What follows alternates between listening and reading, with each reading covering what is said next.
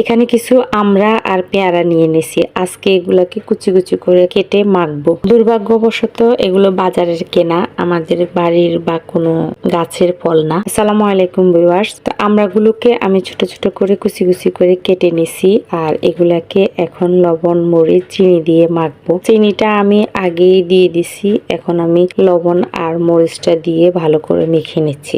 আর আমি জানি এই মাখাটা যারা দেখবে তাদের মুখে অবশ্যই একটু না একটু পানি আসবে, কারণ আমি যখন ভয়েস দিতেছি তখনও কিন্তু আমার মুখে পানি আসছে। এখানে দেখেন কত সুন্দর করে মাখাচ্ছি। চিনি, লবণ, মরিচ, গুঁড়া মরিচ দিছি, আমি এখানে শুকনো মরিচ দিই নাই, কারণ শুকনো মরিচটা আসলে বাচ্চাদের মুখে পড়লে বিরক্ত বোধ হয়, একটু জাল বেশি লাগে, বাচ্চারাও খাবে তো সেজন্য। তো মরিচটা মনে হচ্ছে যে কম হবে, সেজন্য আমি আরেকটু মরিচ দিছি আর এভাবে মাখাচ্ছি। আসলে আমি এটা ভিডিও করছিলাম অল্প একটু লং ভিডিওর সাথে দিব, কিন্তু পরে দেখি যে না, ভিডিওটা একটু বড় আছে, সেজন্য একটু শেয়ার করলাম। তো মাখতে দেরি আর দেখেন বাটি নিয়ে সবাই হাজির। তো আসলে এসব জিনিস আসলে লোভনীয়, সবাই খেতে চায়। কি আর করা, সবাইকে বাটিতে বেড়ে দিলাম। আমার মতো এরকম পেয়ারা আর আমরা মিক্স করে কে কে মেখে খান একটু জানাবেন কমেন্টস করে। আর আমাদের বাসায় তো এটা নিয়ে কারাকারি লেগে যায়। আজকের মতো বিদায়, আল্লাহ হাফেজ।